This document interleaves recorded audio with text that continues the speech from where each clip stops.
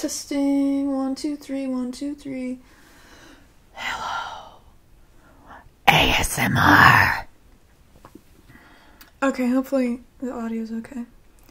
Hi, so I am Cock Monsieur, as the people call me in the drag scene. Cock Monsieur! It truly was an ode to Cock Monsieur. Make some noise for Cock Monsieur! And today I'm gonna be showing you how to do really rushed makeup with limited resources, because most of my makeup involves being in a rush and limited resources.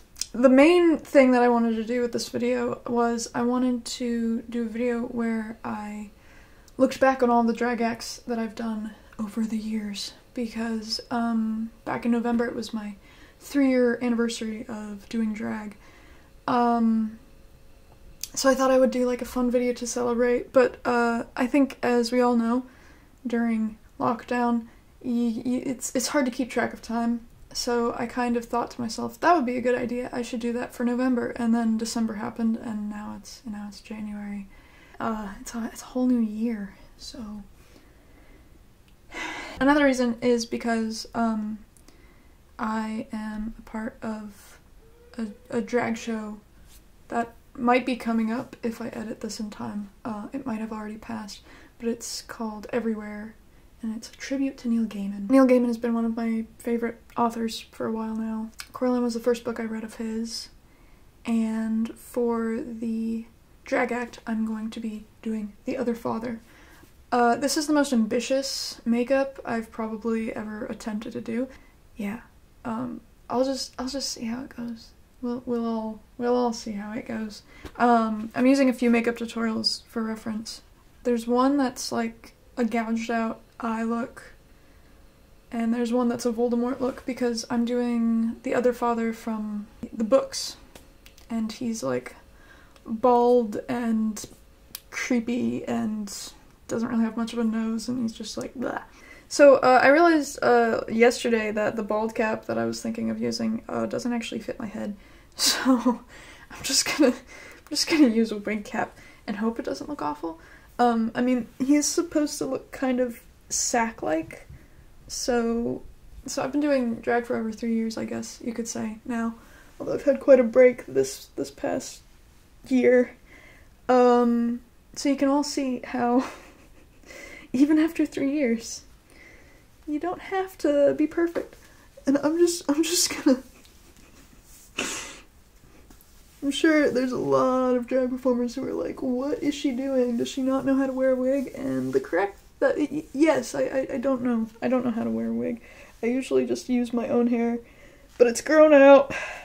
It used to be short. It was a lot easier when it was short. I heard that you shouldn't, like, tie it up because it'll make it too poofy. You can all see how clueless I am now. I'm gonna go get tape. This is the kind of limited resources we have available. So I've just got masking tape. It's really hard doing a bald look. I'm realizing that this is more ambitious than I thought it would be. Because it's like, oh, I have to make it seem like I don't have hair when I do have hair. Screw it, I'm gonna cut it all off. I am gonna go over the green with white, in case anyone was wondering. In case anyone was questioning my makeup skills, because they're obviously super good. Yeah, I should probably start talking about the drag acts, since that was kind of the main point of this video. Ugh. Just you wait. It's gonna look amazing in like... never. Kinda look like Frankenstein. Why is this not working? Because it's not meant to be on my face. Oh, I might put spirit gum on it. I've invested in some spirit gum. I've had it a little bit in the past, but not really. So that's when you know. It's been 3 years of me doing drag. I'm finally like getting spirit gum and like actual makeup. Yeah, I'm not much of a makeup artist. I don't know if you can tell by the using a wig cap as a bald cap, and the tape on my face. Let me talk about my first drag show. While I try to open up this bottle of spirit gum. So my first drag show was at the wonderful DYMK in Bournemouth. I had looked up DYMK before attending school in Bournemouth because I think it's just because I really wanted to impersonate Jarvis Cocker. Like, I just thought he was like what Cher is to drag queens. I thought Jarvis Cocker is to drag kings. I was like, he's just, I don't know. It was like a phase. I was like really into pulp, and I was just like, I need to impersonate Jarvis Cocker. And I just loved his like, you know, his like, all of his movements were just so good. I really just wanted an excuse to do that on stage. I still have not opened this. Oh my god. I'm gonna start just looking at the tutorials maybe, because I don't know what I'm doing. Yeah, they've got a bald cap. I don't have a bald cap. I've got this fucking shit. So this person's just taping their nose, which I think looks cool, but I'm on the fence about doing all the way because I don't want my nose to be taped. From the prosthetic onto my normal face. Okay, let's tape my face. Please don't tell me I'm gonna get a runny nose right before taping my nose. Oh, that's gonna be lovely. It's gonna look so bad. Oh my god. I've gotta believe in it. I've gotta believe in myself. Believe in yourself. Oh, I actually have it right here. I'm such a scatterbrain. This video is gonna be so... So this wasn't from the first night I did drag, but any DYMK people would know. Jarvis. This was back when they wrote your drag name on the card. They stopped doing that after a little bit, but I had a lot of funny stage names, so I was always really happy when they wrote down my stupid stage names. This looks so bad. It's so funny. Like, at least it's funny, you know? It's not really what I'm going for. I'm going for scary. But, you know. At least I'm entertained. That's the point, right? I should really get a bowl for this latex. This is such a... Oh no. Oh no. Oh, it's dripping. I'm just gonna put it on my face. Just go right on my face so it doesn't drip. Oh my god. This looks awful.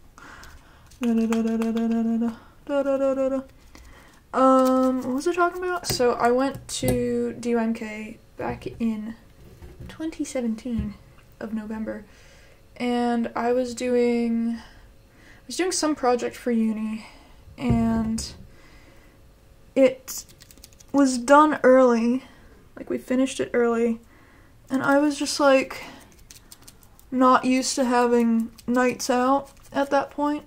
I was a wee freshman and didn't know how to have fun, and oh god, this is gonna look awful. This is really gonna look awful.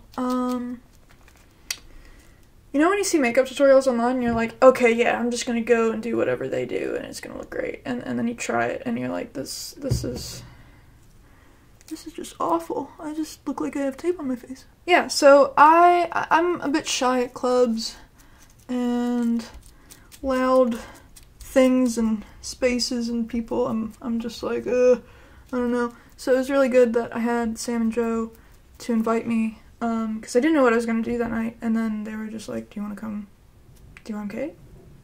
And they knew that I wanted to dress up as Jarvis Cocker, and so I was just like in a zone where I was just like, I just need to go do it, because I'm afraid of doing this, and I just need to do it, so I'm not afraid of doing it. I was like really, when I was 19, like just so into like jumping in and just being like, I'm afraid of this, I've got to do it. I'm a little less like that now. I should probably try and be a bit more like that. My cat wants to come in. One moment. Please don't.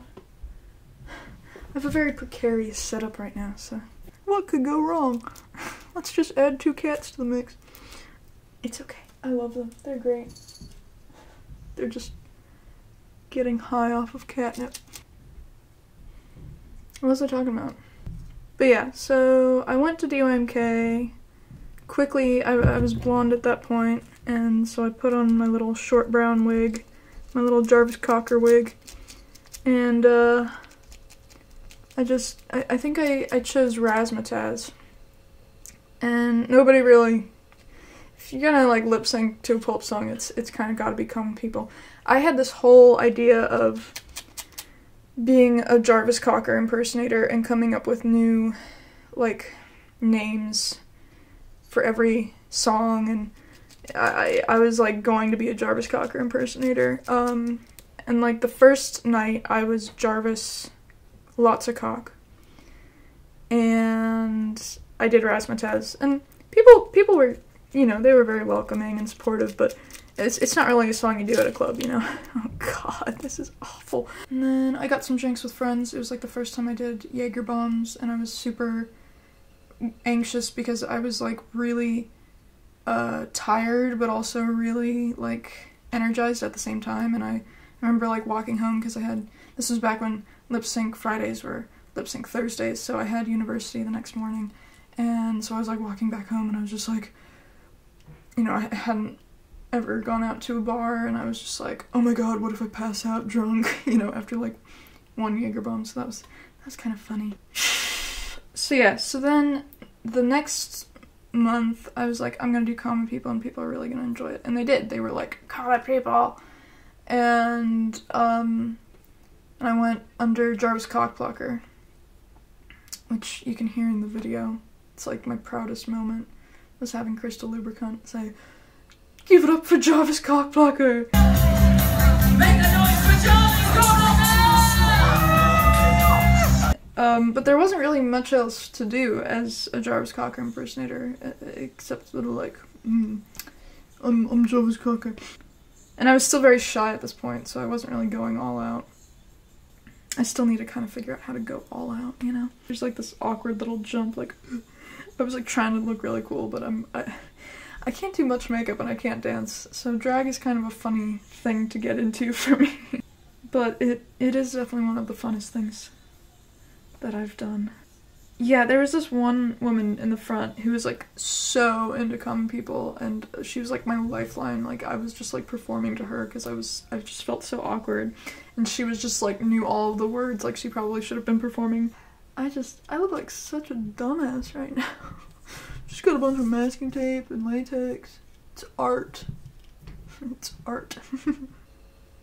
Yeah, this is another thing I'm gonna do like right near my eye that I shouldn't be doing right near my eye. Oh god, oh god, oh god, oh god. No. The absolute awful look of this will add to the performance, you know what I'm saying? Like, it'll benefit it in a way.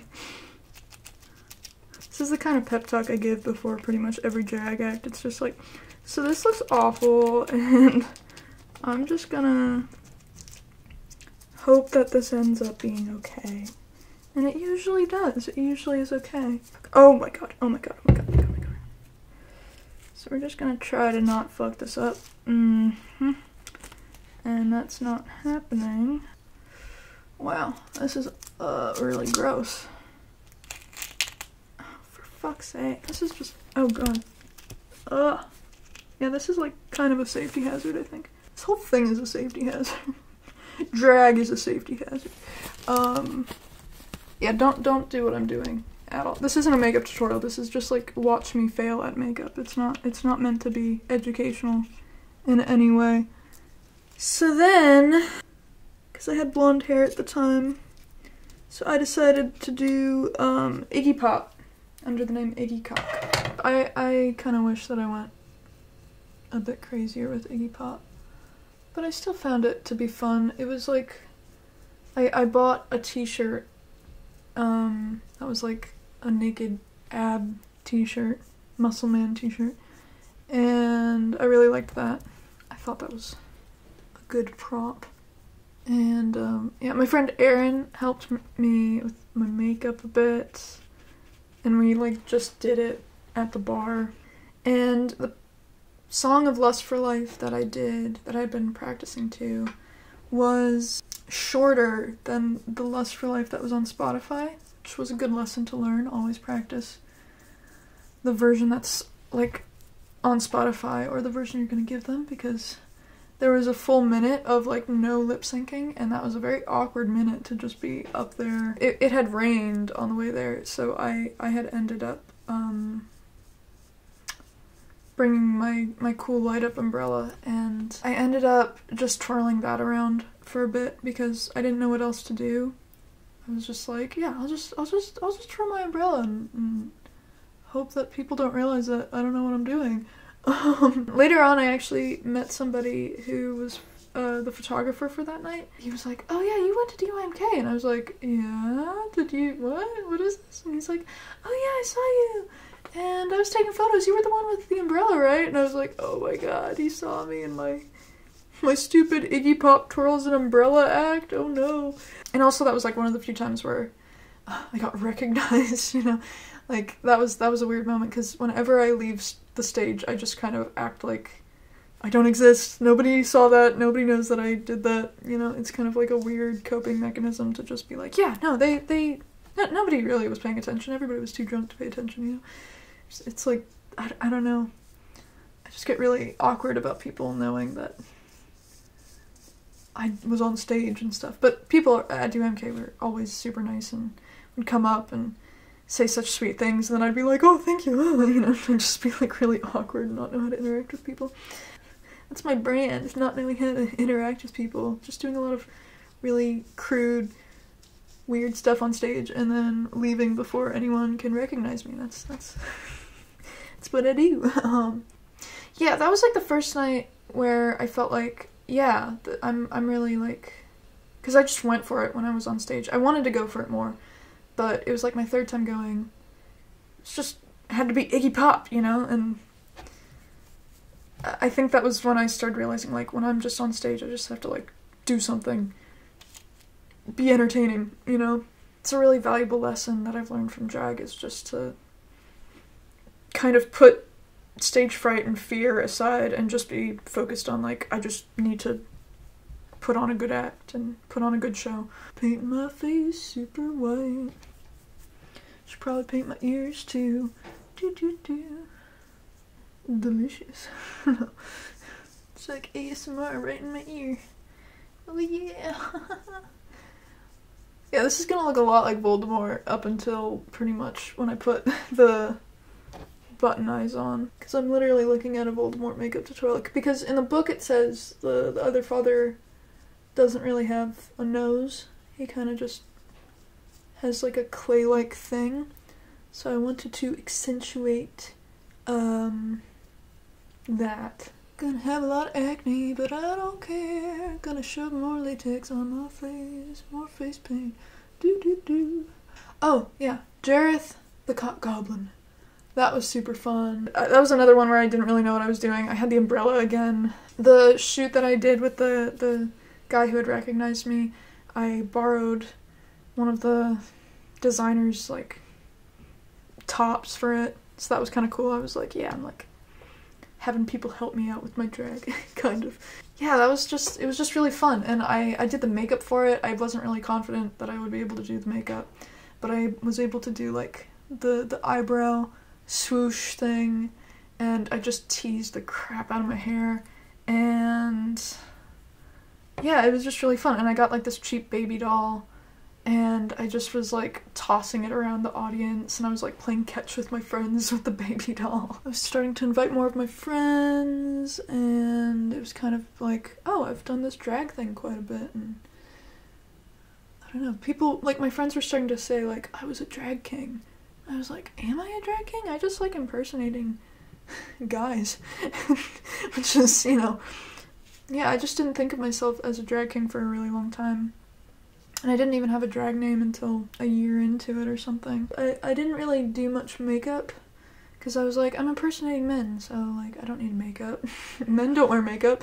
That was kind of my excuse. I don't know, like, I didn't feel like a drag performer. I just kind of was like, I just want to go up and impersonate rock stars that I like and pretend that I'm a rock star for a night, and then run away very quickly and hide and hope that nobody really paid attention.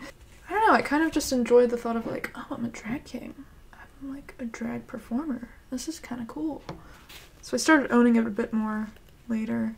during the act, it was funny because like all these people wanted me to throw the baby doll at them, and I remember like throwing it to Crystal, and there was I had put these 3 little kids' balls in my nether regions, and I wanted that to be kind of like, you know, the Jareth bulge. I had put them in the socks so that it looked a little, you know, so the balls didn't just like go everywhere. And I remember in the video, I'm like reaching, I turn around and I wanted to do this dramatic like turn around reach, get the balls out from the sock, and then kind of do the Jareth like ball twirl thing, which I couldn't do. That was part of the gag, was that I would do it and then I'd try to look cool and then they'd fly everywhere. But the thing is, like, they got stuck in my little sock crotch thing. And so, like, I'm turned around from the audience for, like, what feels like forever. I don't think it's actually that long. And I could see, like, out of the corner of my eye, Crystal's kind of, the host, Crystal, is, like, giving me this look like, what are you, why do you have your hand in your crotch? Like, what's going on? It was, like, the longest 10, 15 seconds of my life. It felt super long. Because, you know, like, if you're gonna stick your hand in your crotch, even if it's just 10 seconds, it's gonna feel like forever. But then to be like trying to get these balls out of your crotch, and they're not coming out. So eventually I just took the whole sock out, and I just like grabbed them from the sock and did it. But at that point, it didn't really, I don't know if anyone really appreciated it, because I had just been turned around for so long, and it kind of was a bit awkward. That was the first time I kind of left the drag show and went to a different bar. So I was with my friends and we went to this different bar, and I was like in full-on Jareth makeup, and everybody was like, "Oh, cool, Jareth, like, what are you doing?" And I said, "A costume party?" And I'm just like, "No, I just came back from drag." And yeah, I remember there was a guy who harassed my friend on the way to the bar, and it was really creepy because there were like, I think there were like 2 guys on our side, and there were 3 of us, and I'm like dressed up as Jareth, which is interesting.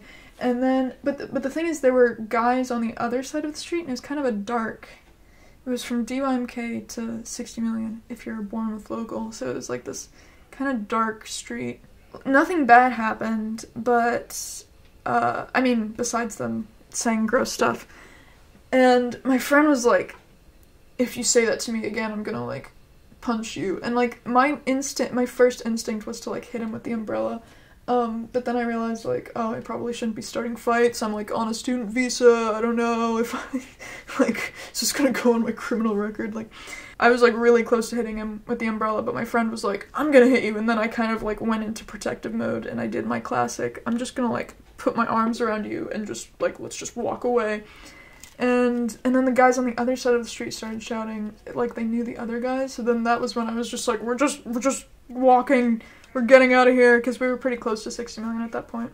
I think they asked us like, "Where are you girls from?" And I'm like, "We're from fuck off, that's where." And I'm like, I don't know, whenever I think of that moment, it's obviously not the funnest moment, but just, it became a theme over time that, when people would catcall me or my friends when I was in drag, I'd always like, either I'd have some sort of prop to kind of like make them just confused, or I would just feel like, I don't know, it was just funny to like be dressed up as Jareth from Labyrinth and be telling these guys like, "Screw off," like, gosh. Not that being catcalled is fun, but when you're being catcalled and you're dressed up, it becomes way more fun. So yeah, so then the next one was Robert Smith.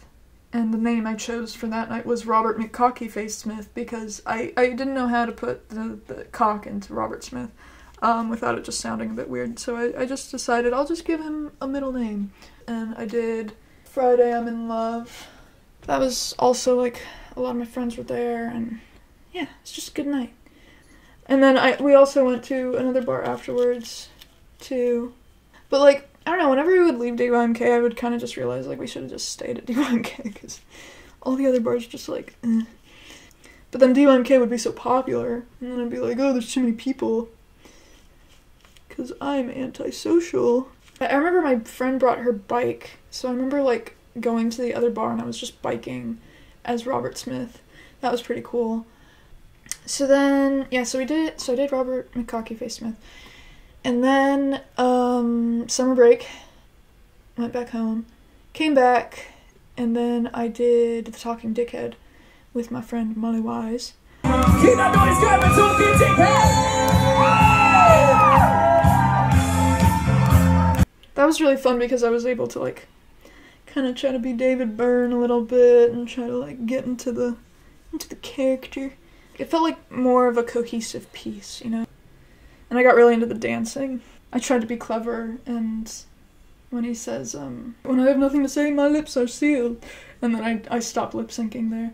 And I thought that was really clever, but I think everybody else was just thinking that I messed up. When I have nothing to say, my lips are sealed. Say something once, twice say it again. And that was the first time that I got into the top 2. I think it was mostly because when I pretended to stab Molly, she like took out this red feather boa. That was like, because I had been trying to figure out how do I do blood without making a mess, because I didn't want to leave a mess on the stage. I wanted to like be able to just like grab it and go.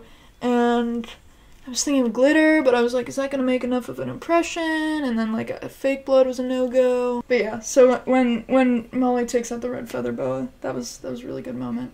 And then I decided to carry her, which was an interesting choice. I put like this like bin bag over her head, and I just like start carrying her. And I remember thinking like, yeah, I can carry. I got, you know, I've been working out. I'm pretty strong. And then I realized like I'm not strong at all. And luckily Molly was like helping me and holding on to me while I did it. But I was just like so like, oh god, because there was this moment. But I'm like kind of like starting to pick her up, and then I realized like, oh god, I can't do this. And luckily Molly kind of comes in and saves me and holds on to me. And then I'm like, okay, maybe I can do this. And I was like gonna like try and act like I'm hiding the body, but then I wasn't sure how good it was if I like went behind the little DJ area. I was like, am I allowed to do this? I don't know. I probably should have just done it. And then I got into top 2, where I lost. And that was like the one time I got into the top 2, the lip sync final. And it was to Thriller, which I should know, but I'm really actually awful at song lyrics if I don't rehearse them. And I was like trying to do the dance, because I remember one time when I was younger I was trying to like learn the dance, but I didn't remember any of it. And then I just ended up like taking my shirt off, which for me was like, oh my god, I'm taking my shirt off in front of these people, which, I mean, I had like pretty much a binder. It was pretty much like a crop top on. Yeah, I tried to be like coy and like kind of show off the shoulder, because I was a bit shy about doing it.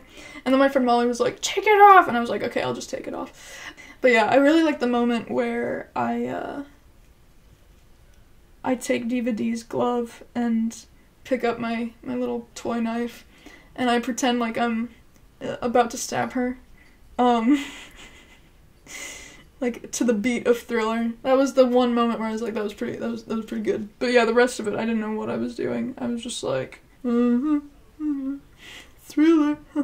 I was still very awkward and shy. And that was like a big deal, because I hadn't really thought about like getting into the top 2. I was just kind of doing it for fun. So that was kind of like, I've upped my drag game. I'm in the top 2 now. This is pretty cool. But yeah, I didn't know what I was doing the whole time. I was too like shocked to really perform that well. But I did look quite masculine. I remember looking back at the videos and being like, I looked quite manly that night. I went and did Rebel Rebel by David Bowie. Rebel Without a Cock. And I wanted to kind of have something to interact with, but I didn't want to have another person.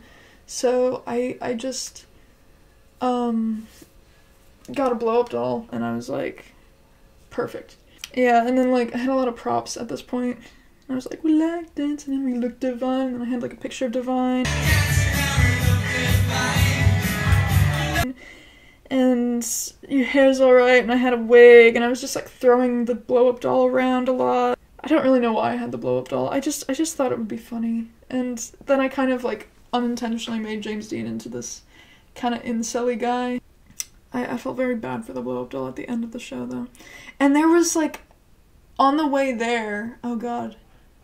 So we had a bin bag over it to cover up her parts. And my friend and I, Molly, we were running, and I had the blow-up doll, and I was just like, we were running to get there, and I ended up, like, running through these kids, like, this family, with the blow-up doll, and I think I, like, accidentally bumped one with the foot, and I remember just thinking that, like, right after that, just being like, if there's a hell, I'm probably going to it. Oh yeah, and then there was a car on the way there. Molly and I were running, and there's this car, and these guys were like, "What are you doing with my sister?" And they're like saying something about the blow-up doll being their sister, and I just screamed something like, "She's mine now!" And I was like really maniacal about it. We ran into some drunk people, and then they were like, I think wanting to make out with it and stuff. It was really bizarre. It's amazing what people will do when they just see a blow-up doll. Like, they won't even ask you. They'll just, like, look at it, and then they'll just start feeling her up and touching her boobs, and it's like, I mean, you know, they already do that with real women, so why not a blow-up doll? No, but it made me feel a bit uncomfortable for her. You're tearing me